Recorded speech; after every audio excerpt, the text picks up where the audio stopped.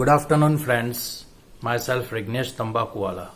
और आज हम जिस चीज़ के बारे में डिस्कस करना चाहते हैं वो आजकल बहुत आम हो गई है, बहुत ही आम लोगों को हो रही है। और ये बीमारी ऐसी बीमारी है जिसके बारे में बात कर रहा हूँ वो कोरोना वायरस नहीं है। पहले तो ये ऐसी बीमारी है जो हर एक को हो रही है और किन्हीं लोगों को तो पता भी नहीं है कि उन्हें ये बीमारी है। और उस बीमारी का नाम है डिप्रेशन। आजकल आपको बहुत सुनने में आया होगा कि डिप्रेशन क्या है, ये कैसे होता है, इसके सिम्टम्स क्या है और इसमें क्या उसके रिजल्ट होते हैं, इसके परिणाम क्या होते हैं, ये सब आपने सुना होगा। तो इसी बारे में आज हम बात करेंगे।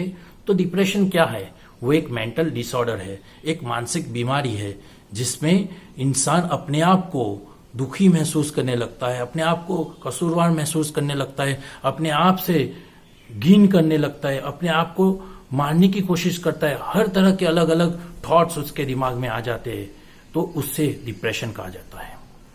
डिप्रेशन के लिए निम्हांस जो एक संस्था है इंडिया लेवल पे, उन्होंने पिछले साल एक सर्वे किया था कि इंडिया में मौतें जो डेथ्स होती है वो कौन से मेंटल प्रॉब्लम से ज्यादा होती है, और उन्हें 90% रिजल्ट डिप्रेशन के मिले थे कि डिप्रेशन से, मेंटल इलनेस से ज्यादातर लोगों की इंडिया में मौत होती है। और इसीलिए इस टॉपिक पे जनरल अवेयरनेस करना हमें लिए जरूरी है। और इसीलिए मैं आज आपके साथ इस टॉपिक के बारे में थोड़ी डिटेल्स डिस्कस करूंगा।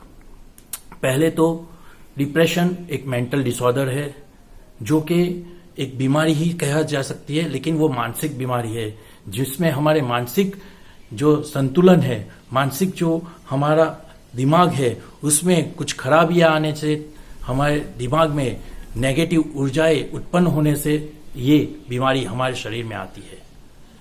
इसके सिम्टम्स क्या है? तो पहला सिम्टम्स है मन उदास रहना।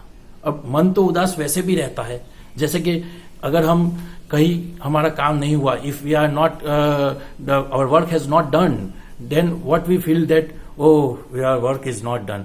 बट उसी टाइम अगर हमें कुछ अच्छी खबर मिलती है तो वो उदासी चली जाती है। I am not talking about date, it is persistent sadness, हमेशा के लिए रहने वाली उदासी। चाहे वो अच्छा काम हो, बुरा काम हो, चाहे कोई त्योहार हो, ईद, क्रिसमस, दिवाली, कुछ भी हो, बस हम उदासी से भरे रहते हैं, हमें कुछ अच्छा नहीं लगता। That is called persistent sadness. तो वो एक सिम्टम्स है डिप्रेशन का। दूसरा सिम्टम है वो है lack of interest. What do mean by lack of interest? तो किसी चीज में मन नहीं लगना, कुछ काम करने में दिमाग नहीं लगाना। मतलब हर वक्त आपको बस यही सोचना है कि बस नहीं, ये नहीं होगा मुझसे, ये मुझे अच्छा नहीं लगता। Everything you feel very lack, you are lack of interest in every field. आपको खाना है, आपको सोना है, हर चीज में आपको बस कंटाला आ रहा है, तो उसे बोलते हैं लैक ऑफ इंटरेस्ट। तो जब उस तरह का आपका बिहेवियर हो जाता है कि हर चीज, किसी चीज में आपका मन नहीं लगता, आपको लगता है यार मेरे साथ ये अच्छा नहीं हो रहा है, मुझे ये करना अच्छा नहीं लगता, मुझे वो करना अच्छा नहीं लगता, तो वो चीज होती है, that is called lack of interest. तीसरा होता है गिल्ट। हर छोटी छोटी बातों पे आप अपने आप को गिल्ट करते हो, अपने आप को कसूरवार समझते हो। किसी की लड़ाई हुई, आपने समझ लिया कि मेरी वजह से इससे हुई है। कुछ भी हो, आप अपने आप पे गिल्ट करते हो, अकेले बैठे रहते हो। So that is also one symptoms of depression. उसके बाद है फिजिकल वीकनेस। अपने शारीरिक ऊर्जा है वो खत्म हो जाती है, हमें वीकनेस अनुभव होती है, चक्कर आते हैं, दिमाग घूम रहा है, कुछ पता नहीं चल रहा है क्या हो रहा है, मतलब उठ नहीं पा रहे, चल नहीं पा रहे। वो फिजिकली हम ऐसे तो फिट है, लेकिन ड्यू टू अवर माइंड हम फिजिकली वीक लग रहे हैं। So that is called physical weakness. उसके बाद आता है concentration.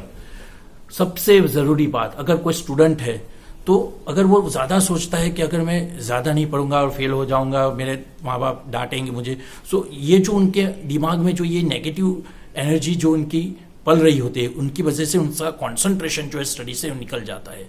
There lack of concentration आ जाता है। जो बच्चा एकदम से पढ़ना लिखना बंद कर देता है, एकदम से वो पढ़ने लिखने में ध्यान नहीं देता, तो उसे भी डिप्रेशन के सिम्टम्स हो सकते हैं। फिर है less food and less gain. कम खाना खाना और वजन भी कम हो जाना। क्योंकि जब आदमी डिप्रेशन में रहता है, सैडनेस में रहता है, तो उसे कुछ भी अच्छा नहीं लगता, वो खाना भी नहीं खाएगा। अगर वो खाना नहीं खाएगा तो उसका जो शरीर है वो भी गेन कम हो जाएगा उसका। उसके बाद है इंसोम्निया। ये बीमारी भी आपने सुनी होगी। इसमें आपको नींद नहीं आती है, और अगर आती है तो बीच बीच में रुक के आती है, तो वो भी एक सिम्टम्स है डिप्रेशन का। उसके बाद आखिरी और सबसे इंपॉर्टेंट है सुसाइडेबल थॉट्स। कोई ऐसा सोचता है कि मेरी जिंदगी में सब खत्म हो गया है, everything is over, I need to complete, I need to end my life, there is nothing remain in my life, I have completely fallen up. उस तरह की जो सुसाइडेबल थॉट्स आते हैं वो भी डिप्रेशन के लक्षण हो सकते हैं। Now how you will recognize that whether the symptoms that I have shown you are depression or not. If that types of symptoms arise in one person for more than 2 weeks, it means it is a possibility that it is going to be a depression.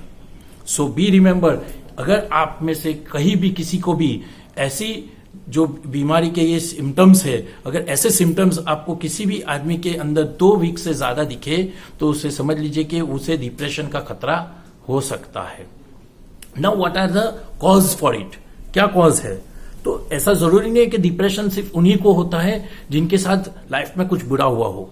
It is not like that. Depression can be done anywhere.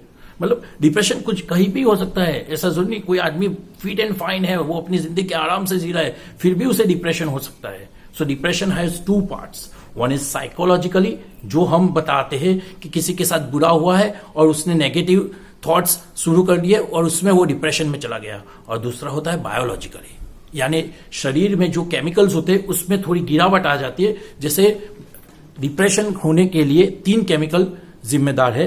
एक है serotonin, दूसरा है नेफ्रिफिन और तीसरा है dopamine.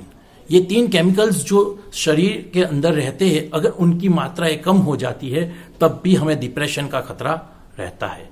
तो ऐसा जरूरी नहीं है कि सिर्फ डिप्रेशन उन्हीं लोगों को होता है जिनके साथ लाइफ में बुरा हुआ हो। ऐसे लोगों के साथ भी होता है जिसके साथ कुछ भी बुरा नहीं हो, उनकी एक डेली रूटीन लाइफ चल रही है, लेकिन क्योंकि केमिकल्स कम हो गए हैं तो उसकी वजह से उन्हें ये बीमारी होती है। अब जैसे कि आप जानते हो कि डिप्रेशन भी एक बीमारी है, तो उसका ट्रीटमेंट 2 तरीके से हो सकता है, एक मेडिकली और एक बाय कंसल्टिंग। मेडिकली कैसे होता है? तो मेडिकली इस तरह से होता है कि उनके लिए दवाई दी जाती है जिससे इनके जो केमिकल्स लेवल है उसको इंक्रीज किया जाए। और दूसरी होती है द सेकेंड वन, वो होती है काउंसलिंग। जैसे एक सीटअप कहा जाता है, जब किसी आदमी को किसी वेल ट्रेन्ड काउंसलर के पास, डॉक्टर के पास, साइकेट्रिस्ट के पास भेजा जाता है, इनके सेशंस होते हैं और वहां पे वो क्या करते हैं, उनके जो भी नेगेटिव थॉट्स उनके दिमाग में होते हैं उसे आइडेंटिफाई करके उसे पॉजिटिव में कैसे ऑल्टरनेट करना है उसे सिखाया जाता है। तो इस तरह से आप डिप्रेशन को ओवरकम कर सकते हो। तो ये जो वीडियो मैंने बनाया है वो स्पेशली उनके लिए है जो आजकल ज्यादा डिप्रेशन में चल रहे हैं, ज्यादा टेंस हो रहे हैं, ज्यादा एंजाइट हो रहे हैं। क्योंकि डिप्रेशन का मतलब सिर्फ इतना नहीं है कि सिर्फ सैडनेस, कोई डर की वजह से भी डिप्रेस्ड होता है, कोई डर की वजह से, कोई टेंशन की वजह से भी डिप्रेशन में चला जा सकता है। तो इसलिए ये सिम्टम्स ध्यान रखिए, और अगर इस सिम्टम्स के रिलेटेड आपके फैमिली में या आपके आजू बाजू कोई भी लोगों को इस तरह का सिम्टम्स दिखे तो प्लीज उसे एक साइकियाट्रिस्ट के पास कंसल्ट करवाइए जिससे हम इसका इलाज कर सके। Thank you.